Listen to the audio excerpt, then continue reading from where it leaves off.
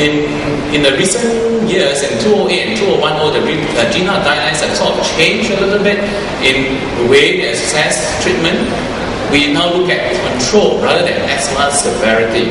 So whereas asthma severity looks like pre-treatment kind of asthma severity or what the state of asthma is like, whereas the control is something different. Control varies with time, and it very depends on how you are treating the patient and how the patient is responding.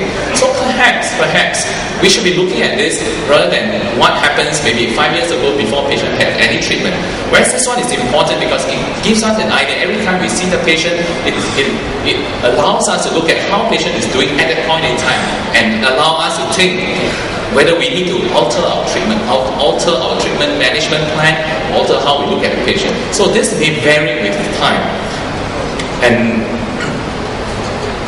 so using that as a guide, obviously Mrs. James' asthma control is pretty poor. This is uncontrolled. She has daily and both daytime and nighttime symptoms. She depends on the short-acting bronchodilator regularly, and she has limited activities.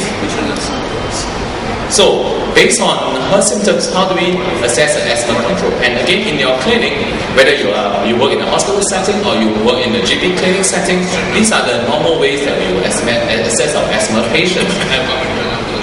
The advantage of working in the hospital is that we tend to have more laboratory testing available to us. But that doesn't mean in a primary care or family care setting you can't assess an asthmatic patient. So we've seen this asthma control test. There's a lot of publication on it, and it's been validated for use. It's a five-point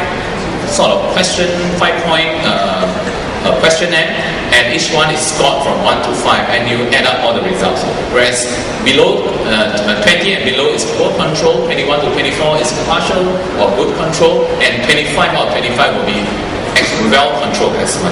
So if we apply this on Mrs. James, this is the result that you get. So she only scored 16 out of 25, which is poor control. So if we look at the guideline, the latest guideline will say that, what do you do with that? Before that, there's a little caveat that again you have to remember. If you depend just simply on questionnaire, how reliable are our patients? And it's well known, this publication came from 1976 and it still holds true. A lot of patients could not really feel or perceive symptoms. So in this publication, where 82 patients who have 50% drop in the FEV1 after methacholine challenge, 15% of these patients did not feel any change in the symptom at all. So we have to be careful as well of relying just on symptoms alone. So peak flow is still very useful. Spirometry is still very useful. How will you treat Mrs. James in this? And again, this is very similar to the NAPP guidelines. And I think instead of the mild, intermittent and all this, the GINA just changes to step 1, 2, 3, 4, 5. But essentially, if you look at the details, they still remain about the same. I don't think there's a lot of difference in the actual details of the treatment. And this has been brought through with you by our previous speakers. So for Mrs. James, where she was using low-dose inhaled corticosteroids, and perhaps now the latest guidelines will be to use inhaled corticosteroid plus a long-acting beta-2 agonist. And whether you use a combination treatment of fluticasone with albuterol, or whether you want to use budesonide plus formoterol, it's up to you, depending on what's available to you in your practice. And I do understand that different localities, different countries may have different availability of all the drugs, and if these are not available or not affordable for the patient, you can also consider increasing the dose of the steroid rather than using combination treatment. I think the key here is being able to adapt wherever guidelines are available out there to your practice and to the patient. So what advice do you give to us? This is again very important. It's something that we tend to forget. Patients focus a lot on medication, and medication, but we have to think of asthma as something that's more than just medication. Avoid risk factors was mentioned before by our previous speakers. Stress and compliance, extremely important, without which nothing is going to work. Check inhaler panic, again, our previous speaker has mentioned it before. And stress on follow-up. asthma is well known in asthmatics that a very high default rate without follow-up. They tend to feel better after the initial use of some of the medicine you give them, especially some steroids, systemic steroids that you give them. And after a little while, they felt better and they thought, oh, okay, I'm almost recovered. I'm not going to come back anymore. Big mistake, and we all know about that, and they may come back the next time in a severe state again. So this is very important about the stress follow-up of these patients in our usual clinic. Again, this is to reiterate the fact that a lot of patients feel better very quickly, but that doesn't mean that asthma is already under control. It was mentioned earlier that before we attempt to do anything, we want to treat them for 3 months before we consider whether we step up or step down, especially stepping down. Why is that so? It's because there are quite a number of studies have already shown that although symptoms improve relatively quickly, but the inflammatory response takes quite some time to improve or to get under control. And if we don't control the inflammatory response, symptoms will recur again if you step down treatment. Again, Andrew Cobb published this in 2001 about the different rate of response and different parameters. If you look at this, highway hyperresponsiveness is the last to improve, and it takes a long time, even up to 18 months in some patients, whereas symptoms improve relatively quickly. And that is the basis for why we say you have to treat for a few months before we think of stepping down any of your treatment that you have given the patient. And again, to remind everyone, symptom is just at the tip of the iceberg up here, and airway obstruction, airway inflammation may not be seen. So the message is do not reduce treatment when too early. It takes about at least 2 to 3 months. Most people will use at least 3 months before we think of stepping down any of the asthma treatment. Again, this study is just to show that if you increase your treatment, even at 52 weeks, at 1 year, you still see a difference in the response. So although patient may feel better in 1-2 weeks, but at 52 weeks, there is still a difference in the ACT score among patients. So how will you follow up this patient? You may want to schedule an initial review early, especially when the patient is quite bad. This 1 month is arbitrary. It may be 2 or 3 months if the symptoms are not severe. But that 1 month is for you to make sure that patient is using the medicine, the patient is avoiding triggers, the patient understands the technique is okay.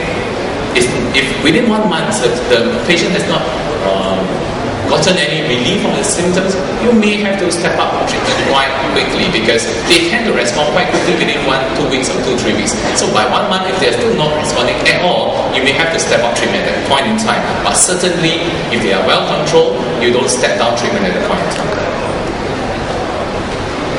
And I just want to sidetrack a little bit to talk about the use of budesonide and formoterol. I don't know whether it's available here. And this combination drug is a little special. It can be used both as a maintenance as well as a reliever therapy. And again, there are a lot of publications on this, but you have to use it quite carefully, and the patient must understand when to do what. So, I alluded to the fact that the combination treatment may be better than using a higher dose of inhaled corticosteroids. So, there are multiple publications.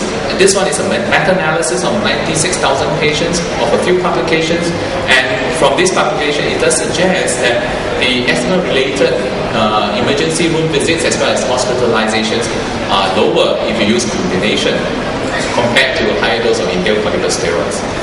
This is an asthma action plan. This has to do with empowering patient. So what we do is when we see the patient over time, when patient has sort of understood the condition, when patient has understood the use of the inhaler, patient understands that if you come back follow-up, then we say that, okay, now we are ready, we want to teach you how to manage your own disease. So as you can see, again, back to this traffic light thing.